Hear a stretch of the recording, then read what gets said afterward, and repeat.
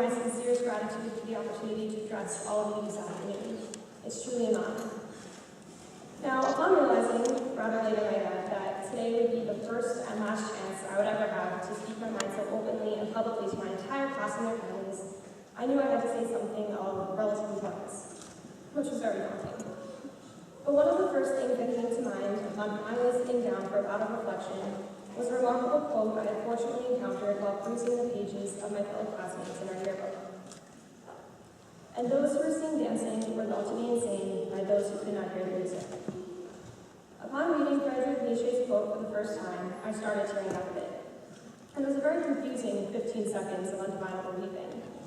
So I brushed it off, interpreting my interior episode as a classic emotional moment of a teenage girl. But later, the quote reappeared out of the contours of my mind, and I decided to explore the rather strange effect it originally had on my composure.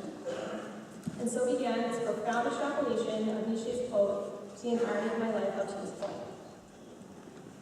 Growing up, my sister and I had rather unconventional methods of entertaining ourselves.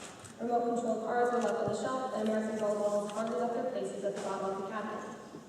Rather, we developed a secret game that only we can understand, the log-use game, in which we were a newly found otter-like animal species. If we were traveling by car, we were captured log beasts being transported to a new habitat. If we were eating dinner, we were ravenous creatures who hadn't had a meal in months. As juvenile as it may seem, that silly little game kept us happily occupied for years. We better believe we received some strange, loaded glances from babysitters, soccer moms, and our fellow youngsters at the playground. Looking back now, it's kind of embarrassing. But that was our music at the time. We had to dance to it. As I aged, I started becoming really involved in academics. I would spend 15 hours studying for one biology quiz that in the long run probably had little significance. And my friends would think I was absolutely insane for missing their birthday parties, their sleepovers, and their movie nights to study so intently. But I was just dancing to my music. The music played and I had to dance.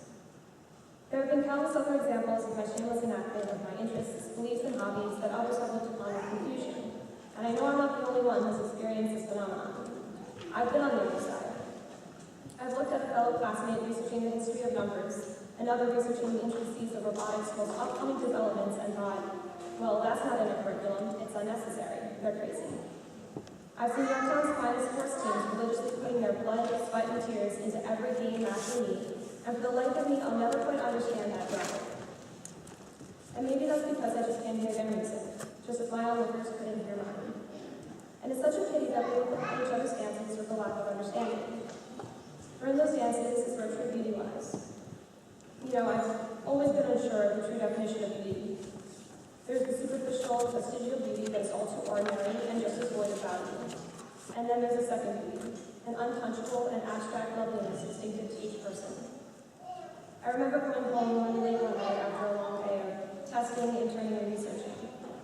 A quick peek at the reflective glass of our grandfather clock revealed a quite disheveled me. Crazy, untuned flyaways from my unruly hair disobediently spiraling, dark circles cupping my tired eyes, and an oversized sweatshirt binding my lengthy frame. And in that moment, I had never felt more beautiful. And I can guarantee you that our phenomenal athletes feel nothing short of stunning upon scoring that last coveted point of pain, taking a lap of success to the tune of their undying triumphant music.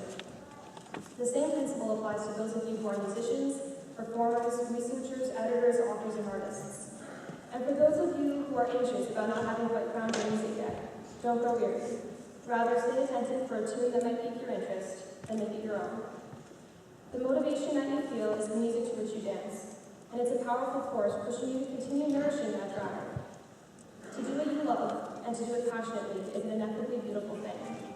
And so, with my abounding 18 years of experience backing what I'm about to say, I offer the following advice. Take the time to hear the music. Rather than interpreting someone's passions, morals, and idiosyncrasies as a strange cacophony of foreign noise, view it as a new melody, the potential to experience something original and different. I began writing this speech with the idea that I had to say something important to you all this afternoon, and I don't know if I succeeded. But I hope that by sharing my music with you today, I've imparted at least a margin of appreciation for the songs we've all brought to our school and to our community.